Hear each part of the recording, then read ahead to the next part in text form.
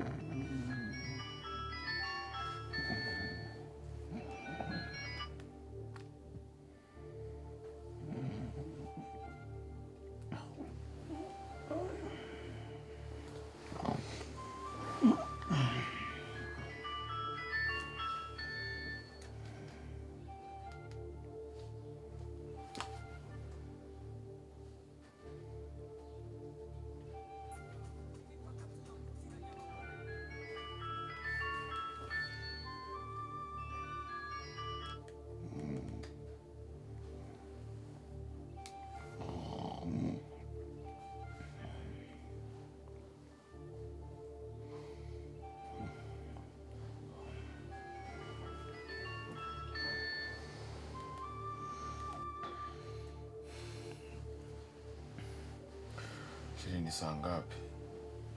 Saa sita na tano.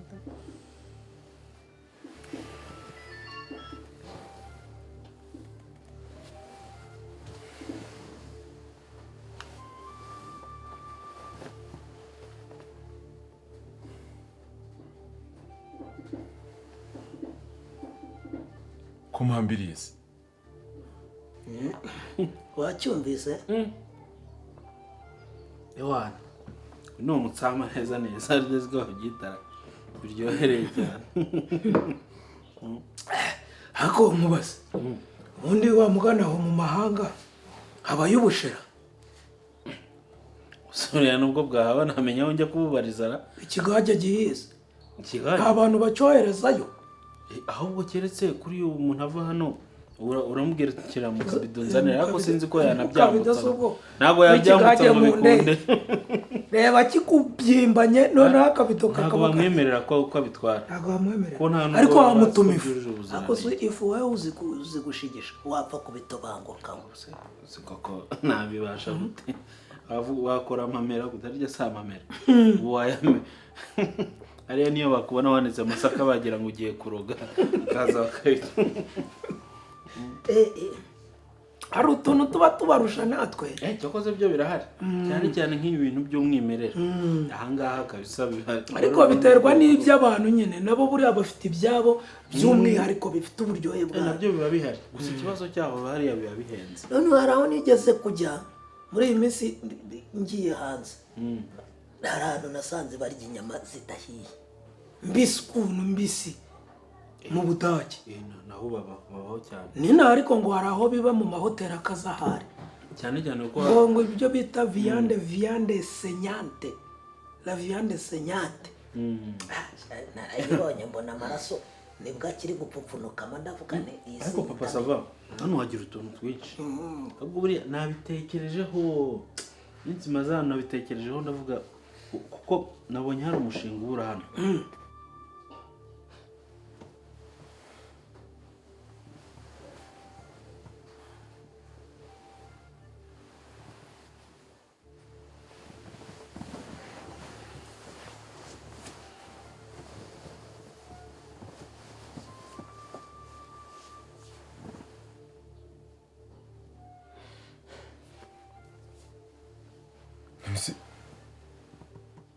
Ibi ni biki kumhambiriye?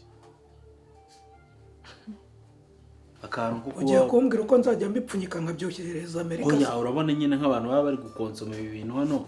Hari akantu kaba kaburamo. Akameze gate. Akantu kaba kaburamo k'abantu nyine babasani bari gucuranga ku buryo hano hahita haba VIP.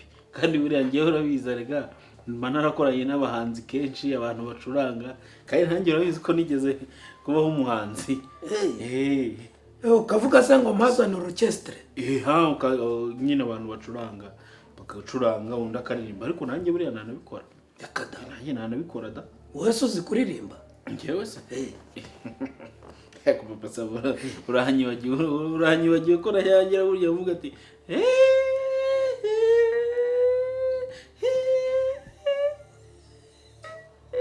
ngenda wakoza urumva ngiye buriya nukujya nzamurijwe hari abantu urizamura kandi utangiye rigahakama nawe w'imbere igihe nyine biterwa utangiye kuririmba rirahagama ubu se koko wakwiriza nk'umunsi wacuranga amasaha abiri ya nimugoroba wacuranga iki njye ariko nyine nuko buriya wasanga hari nk'ukuntu nayinsomyeho kuri hano ugahita hafatamo nk'akantu mu mwuga cyangwa nkaririmbira nyine ku bintu ntamenyeye aho ubundi ngewe ndi kuririmbira ahantu hari ibyuma byose nzamurijwe abantu bakavuga ati uyu nguyu niwe musitari ngenda azamura abantu bakavuga ati n'uyu nguyu uriya nuko wowe nyine utanyemera ariko ibintu nk'ibyo waretse iyo mikino koko waretse ibibanza gukina n'ibintu nk'ibyo urumva ari njyewe uri gukina aha ngaha nta soni papa sava ko wari uzi ko ufite ubukwe ndakubaza waraye aha ngaha nkande nimba njyewe ntari sheri wawe waraye aha ngaha sinarinje kugusezera sinabikubwira akabahungu mwabaye mute ako mwabaye muzi ko mudufata mukatugira nk'utubiye mukina nk'aho twebwe nta bwenge tugira ngo turebe icucu nta soni papa sava yose ngo warushe kunsezera ngaho wumva ni ukuri bari kumpamagara ntarayenda ubuguru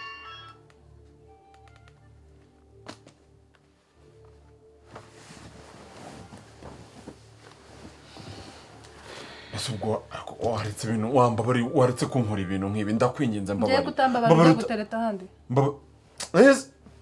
ngaho numvira izina ry'Imana nese wambabari ukampambura nkigendera koko reba nk'ubu bari kumpamagara bambuze yego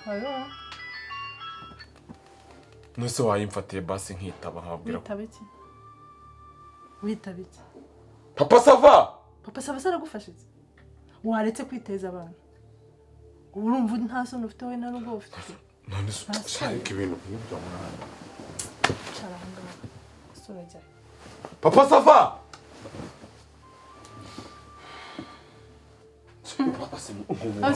urisaza mu biti kweli urisaza mu biti ngo basi bamfatire basi mbitabe numve basi ikintu mbabwira ndabagupupira nibwo bufasha mfite nonaha mwese kuki wankora ibintu nk'ibi ngibi koko ngiye kucyumva wankora ibintu nk'ibi ngibi kuki wowe wumva wajya gushaka ahandi ari njye tumaranye imyaka yose nta soni tuzajya muza mubeshya abantu muba papa sava twahungaho ngewe hari ukuntu mbikora neza papa sava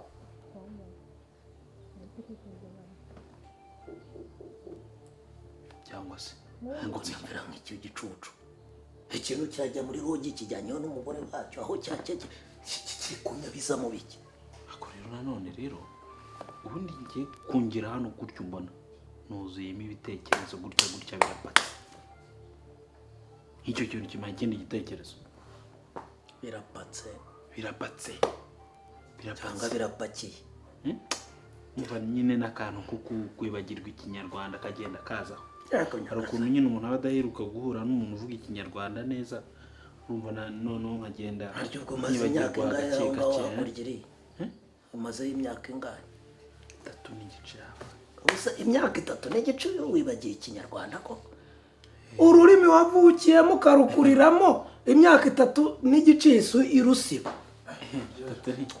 umva manu umbwirira icyo gicucu kirimo aho ngaho nikikajya kijya kwizirwa ngo gihamagare nyiriroge ubwo biri kuvuga arimo aramamagaye se wowe uri nyiriroge kiri muri papa sava nako genda byihorere ubundi ibindi byabo bashyiriye wibicira muntu ndaza kukihaniza gisohotse ubwo ari mu mihimbazo se imbaza agenda hakurira nawe amajwi yose ari hano muri nonzu nayo aracanganye ngaho umwe hano ari kubyina hip hop undi hariya ari kubyina reggae undi zuke hariya undi taye undi hariya undi nawe ari kukwabiza wagira ni wowe ari kubekingamo ubundi waritse hano noneho nkaguhereza undi mushinga kandi wowe noneho ngenda bizura wemera reka ngiye buri ujya unyizera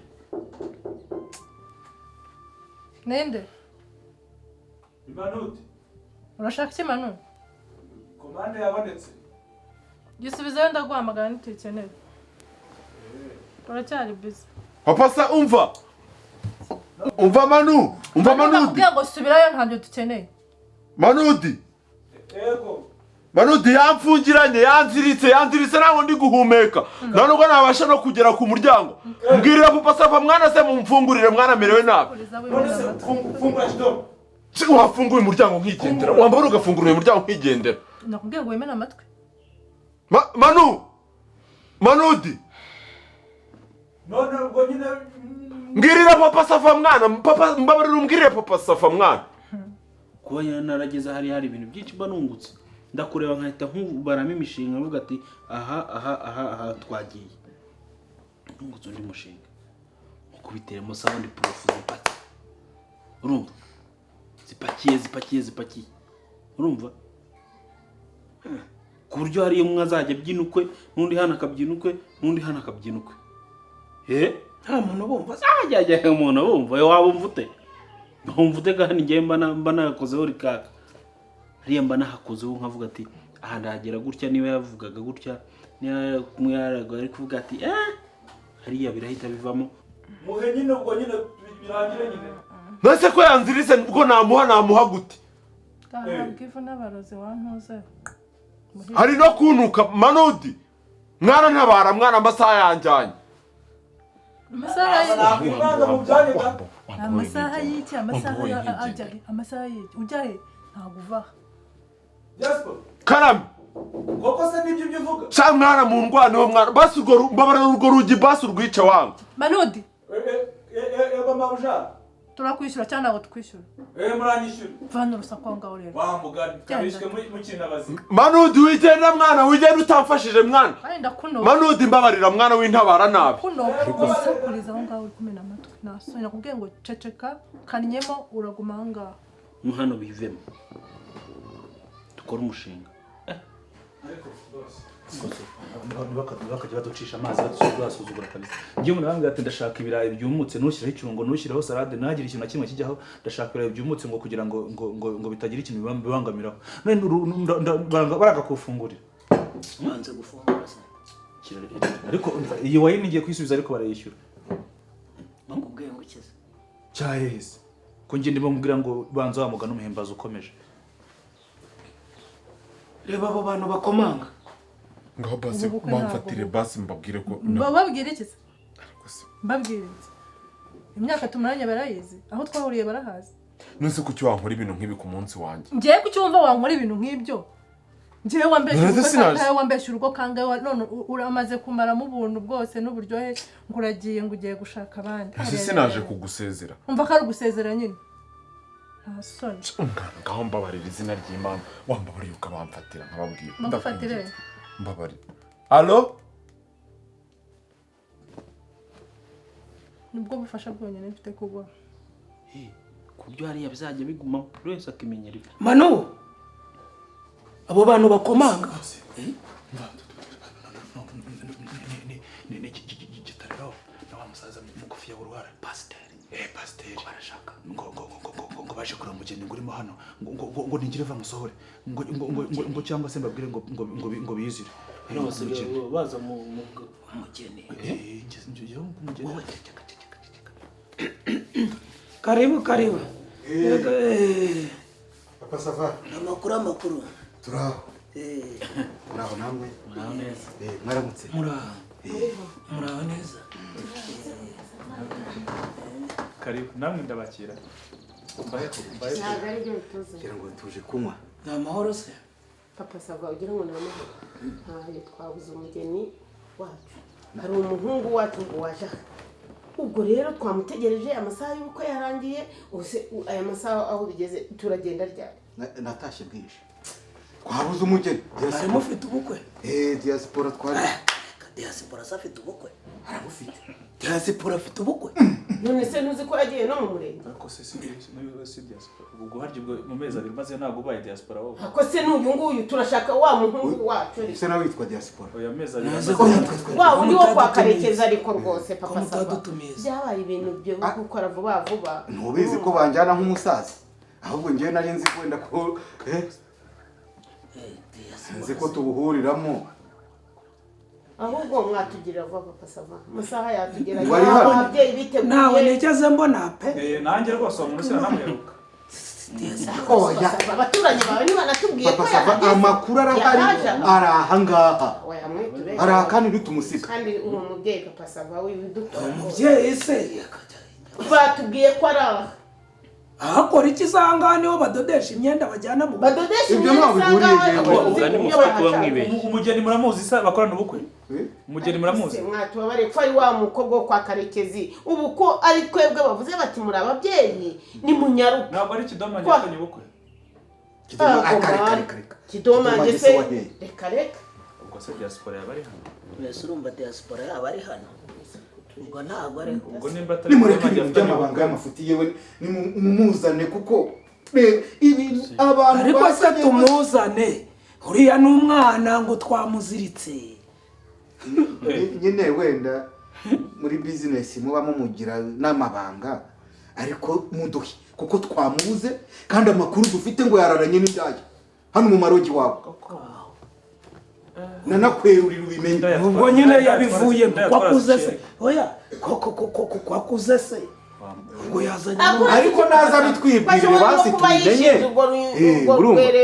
akibagirwa ko amasaha yamufashe ntabwo yapfuye ni muzima mbiye kumuvugisha kumva ko hari ariko ugira umuntu papa sava nawe koko wakoreye ko nibura amasaha yageze akaza yageze se ubu murasaba nyuma ya saa sita byihorere upfa kumuduha kandi amasaha sindeba uwo wabivuze sindeba uwabivuze ko hari yewe amasaha padiri yabahaye ubu barabona amafaranga yo kumuha nako tugende murebe bereke aho ngaho mbese rwose korokore nanze kubikubwira ubundi barajya ko yanze gukingura ngo umukobwa yamukingiranye kandi ngo diaspora naboshye naraboshye umuntu ushaka akazabohorwa bigenze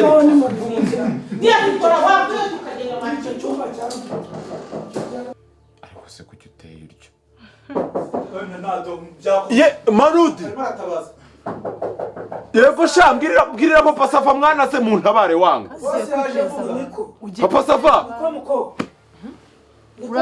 turiteza abantu kandi byose ndabishyira hanze nashatse ko ibintu bikemukira hagati yanjye nawe ntushaka uri guhuruza ndagushyira hanze mfungurira nyine nigende uriteza papa Safa diasipo karame niko sha ntaho wibereye kunumva uwo mukobwa yakuzibira sibyo washakaga amahame ndabivuga noneho bivuga aha niho ngiye kuvugira neza gahunda dufitanye ntabwo yizwa amasaha nubona ko yageze wajya tukagenda abantu bakubuze burundu ariko diaspora kuki uzadukoza isoni waza tukagenda ese muri mu bice ubundi papa Safa yanziritse rega sinabona n'ukuntu nza gufungura umuryango ndaziritse sindi no kubasha guhumeka wababwiye n'icyo kizirikiye se mbwire bakuziritse bivuge nyine bariho nabyivugira ndakwiyamye bivuge washatse ko twiteza abantu bivuge kurwana birimo se papa Safa mwana n'abantu yeee umva wambaye ubusa cyangwa urambaye umva mbabarira izina ry'Imana mu ntabare banziritse izina ry'Imana umuhungu arapfura muzima reka rero nkubwire wa musaza muzeho mbabarira wikwivanga mu bitakureba mwikwivanga mu bitakubareba kandi umva muboshye izina ry'Imana ndaziritse ariko ujya kurahira ujya kuzirikwa bakuziritse ubundi washingaraza uza nsubiriza musubize none se wamubohoye ukaza tukareba ego ko umva ntawe mbohora muvaho ngaho mugende hasoni ibintu nk'ibi urabyemera mu rugo ariko se ko nange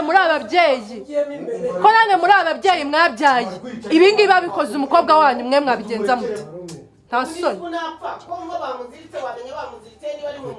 ariko ngiye kubishyira hanze byose uko wabishatse niko nyiragitare Manu Rodi uwo ni nyiragitare ndi kumva urakoze niko se nyiragitare ko nawe uri umubyeyi wabyaye ibi ngibi babikoze umukobwa wawe Veve wabigenza ute ni gute umuhungu tumarana imyaka ine yose duteretana ambeshya ku bana ku munsi wa nyuma nkumva ngo agiye gukora ubukwe n'undi mukobwa yahize ngaje kunsezera ansezera ajya hehe nimugende mubwire uwo mukobwa agende uyu nanjye agomba kuba umugabo wanjye nawe rero ntabwo ari bumurongore turagumana ngaho nimwica urugero nimba muri abo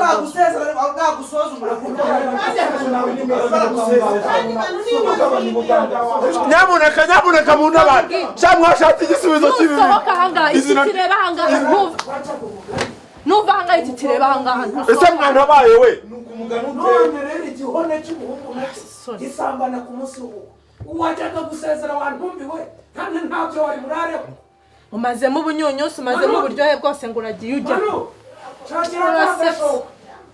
ni ukuri mu rwica diaspora ntuvamo hano niyo barwica polisi niri budukize yonyine nta soni ubwo ni ubugambanyi n'ubusambo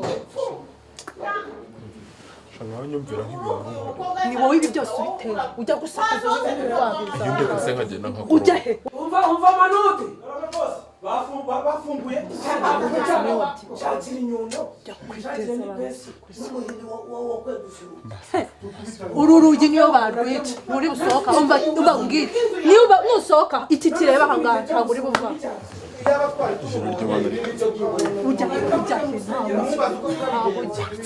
urandongora ye ninjye uba umugore wawe